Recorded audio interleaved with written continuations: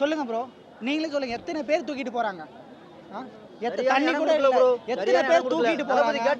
ஏன்னா அண்ணன் மேல எவ்வளவு பாசம் வச்சவன் தான், இல்லைன்னா சொல்லுங்க. ஏன்னா வந்து ஒரு பேச்சு கேட்கல,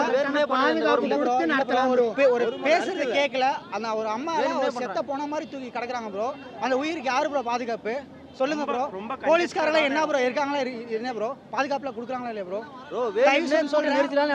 அடுத்த மாநாடுல பெரிய மாநாடு என்ன ப்ரோ சட்டம் கொடுக்க மாட்டாங்க? என்ன அவங்களுக்கு ஒரு சட்டமா உங்களுக்கு ஒரு சட்டமா? அவங்க ஆளுங்கட்சியில இருந்தா நீங்க இடம் கேட்டா கொடுக்க முடியாதா ப்ரோ? இந்த கார்னர்ல வச்சு எவ்வளவு சிறப்பா நடத்தல, 3 ரோட்ல கார்னர்ல நீங்களே எதுக்கு ப்ரோ இருக்கீங்க? சொல்லுங்க ப்ரோ. கண்டிப்பா சொல்றேன், அடுத்த மாநாடு வந்து எங்க நடந்தாலும் பெரிய மாநாடா போடுங்க.